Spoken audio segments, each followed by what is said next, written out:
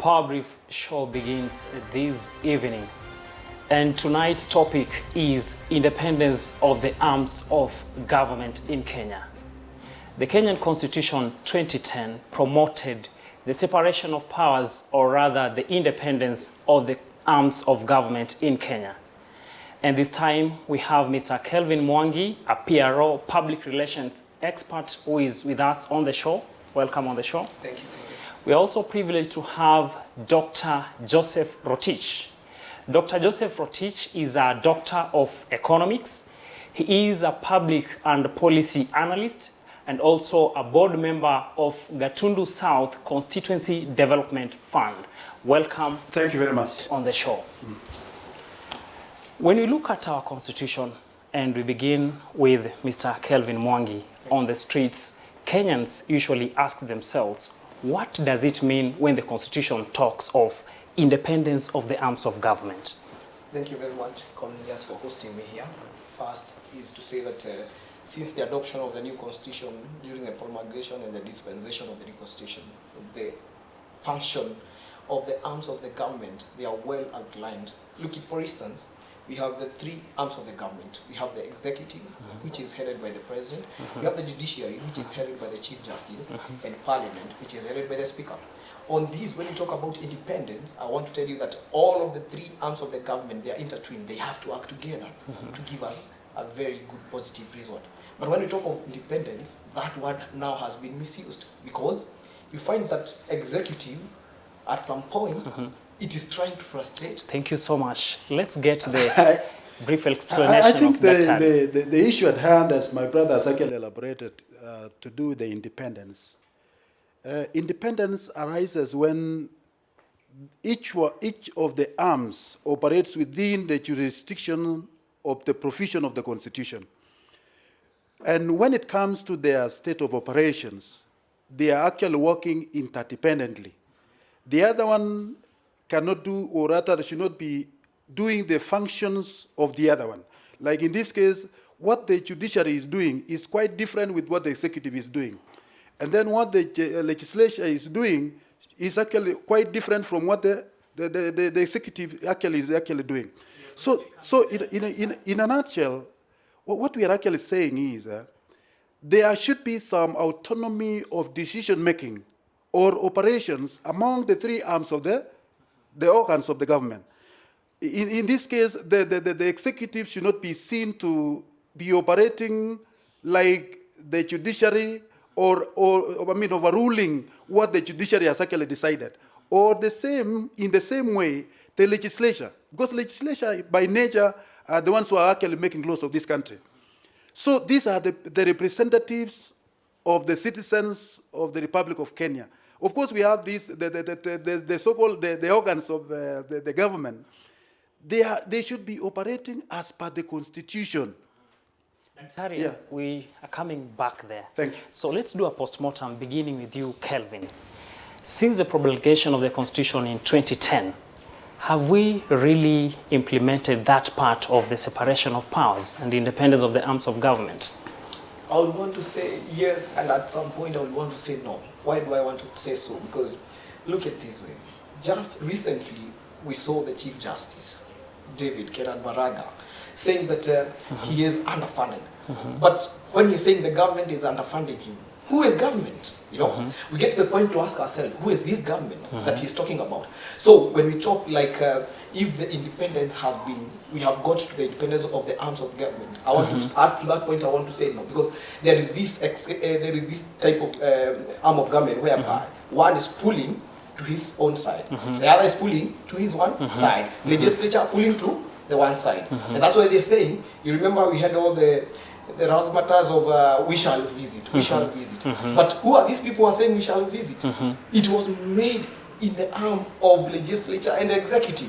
So it's like they want to work together to stop or to halt the independence of one arm. So when you talk of if you are already there, I would say that we are still on the journey, the wheel is still moving, but you are still not there. Let's get doctor's analysis over the same. I think the issue at hand, if you look at the repeat of the election that made up this government, I think some bad blood actually developed in the process, because what the then executives, or the purported to be executives, during their campaign, they said, you will see us when we shall be there.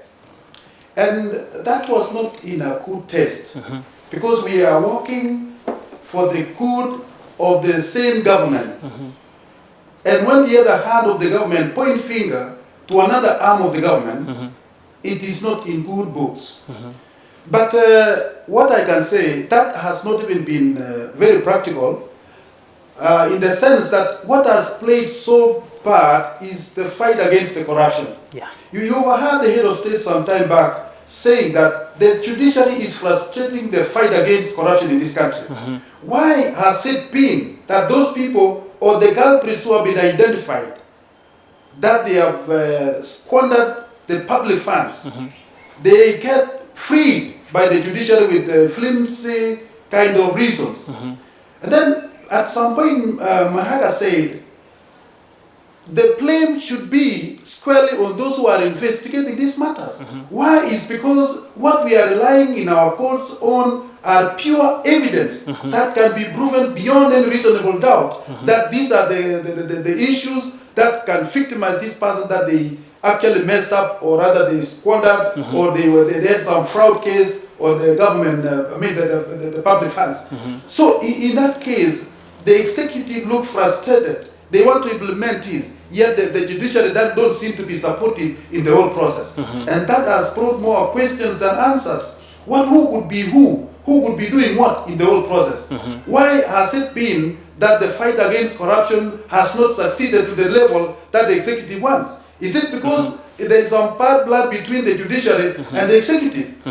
That is something that remains to be. And then also, when you hear about the legislature, the parliamentarians, they are talking so loud against some of the processes that are actually being implemented. I'm talking about the corruption because this has been the point of contention in this country.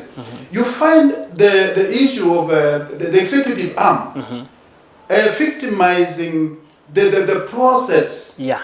That this process is being politicized. Politicians have been taking over. Oh, some persons are being, the justice is not being done in the equal manner. That some people are being victimized, others are left. So this is something that we must squarely relook at it as a nation. That we must, if we have to win against corruption, politics should be, should be out in totality.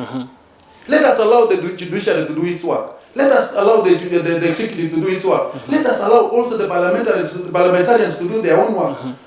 The moment we begin to separate these powers, that will be the beginning of our success. That will be the beginning of the respect of the law. Then we have also had cases whereby you find the judiciary have released somebody, has given a bailout somebody out of bonds. Then the next day, you hear that the person is still behind the pass. There is something that will come in there, Dr. Thank you, sir. And we would like to ask actually Kelvin to tell us that when the judiciary has given that bail that someone has to be actually acquitted or to be freed for a particular moment, and then in its own wisdom, now the executive, from the word execute, decides not to do that. Are they justified in any way, or is there any way that the executive can say that we've not done this because of that? As I told you earlier, there is a genesis of who is who. You know, they are trying to show mighty that, you know, I told you there is a genesis of things not flowing the way they should be flowing. Look at this way. When somebody who is heading the executive says, together with his deputy says, we shall revisit. What does that tell you? That these people have bitterness. That one day we'll be seated in a position whereby we'll be able to muscle you people. And that's what is happening now. But at the same time, I would also want to be precise and say, judiciary is just also playing a lot of gimmicks. Yeah, look at in this manner. Just let me bend a bit out of the topic. Look at the case of Miguna. They are saying we have given orders that Miguna should be allowed back to the country. Okay? But don't forget, we have departments which are responsible to do work to make sure that if Miguna is here, rightfully, he has to produce all the documents and the paperwork that is needed.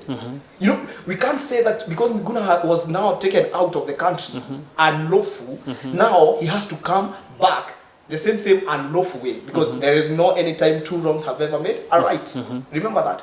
So I want to say that also judiciary has also to, at some point, liars with departments to know, because look, for the case of immigration, what they are saying that they are very much willing to assist Miguna if only he visit the embassy at US or Canada, and then he get what it is for anyone who needs to travel, the documentation.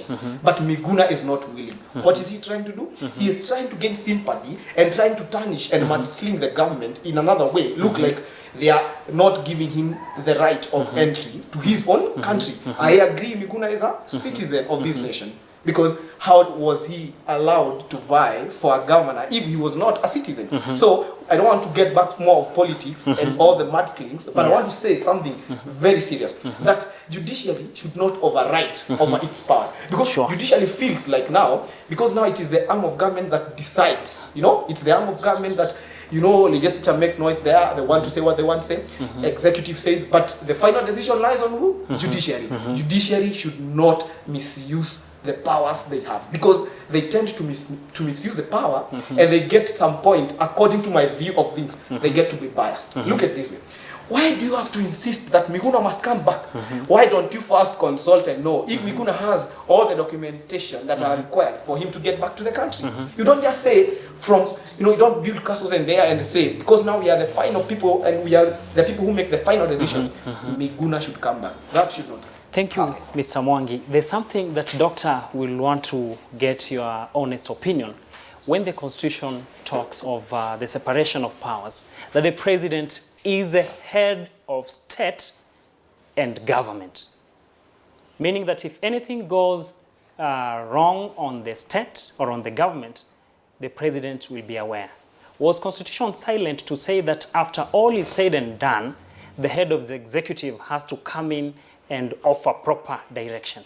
I think what we must also realize is that the buck stops at the executive. Yes, as much as we are talking about the three arms of the government, executive has a major role to give direction of the nation. We normally say that the president is the custodian of the constitution of the land. The buck stops at him. So in most of these cases that we are talking about, that whether judiciary has done the right thing or not the right thing, the buck will stop at the executive as it is now. Now the president being the custodian of our constitution, yes, he is not above the law.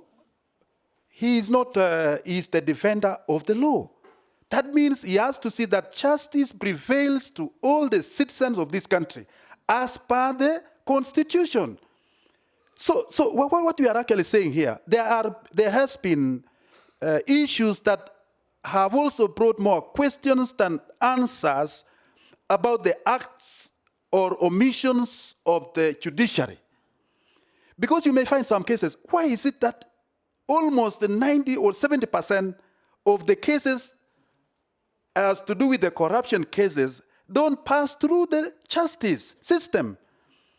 That what my brother is saying is actually, I mean, to me, I'm thinking almost the same way like him, that to some extent, we have misused the provision of the Constitution that we should act rightfully according to our departments. The justice system must be seen to be just for all, not few. And that is why the faith in the treasury, I mean, the faith in the judiciary is almost fading. And I must say that Kenyans must relook. We must do a thorough soul searching with ourselves as Kenyans. If we have to respect the Constitution that we passed as Kenyans, and we own it as Kenyans, and we use it as Kenyans, we will not go anywhere. So that is why we have to look at, I'm not saying that the executive should use excessive powers to overpower the rest, but what I'm saying, there must be a balanced view, a balanced approach in everything that we are doing, so that by the end of the day, the people of Kenya shall be seen to be that justice should be seen being done by the judiciary. And that is how we will succeed as a country. Now, something will come up and someone will say that one arm of the government, and especially we've been having this sibling rivalry between the executive and the judiciary. And then an individual says that it's because the executive, actually it's the executive that controls the intelligence system of the government, that so and so has been acquitted, but due to security reasons, which the government will not come to light and explain, this is what we've decided. So has there been a breakdown of communication between the two, or is it just sibling rivalry in our situation? I don't believe that there has, I mean, to some extent, I don't believe that there is some rivalry. Because you see the executive, they look into the inner side of the welfare of the Kenyans at large. When you talk of the work of the intelligence, they know where, and you can be justified. Like now, my brother was quoting the issue of Mikuna. Yes, he has a right to come to this country. But what does the law say about the immigration process? What does the law say? Yes. Number two, if we can find the story that Right Honorable Raila mentioned yesterday, that there was a time when Mikuna had to tear some of the papers that we were issued at the Embassy of Canada. They were trying to get him, process his immigration documents in a free atmosphere. But because of that arrogance, he did what not many people actually would have imagined. So what do we want to say? We need to respect the process. What the law says is what we must follow it strictly. There is nobody who is above the law. And in this process, we want to say, the executive has a big role to protect its citizens. And that is why some of these anomalies, the court may say, we are going to release this man.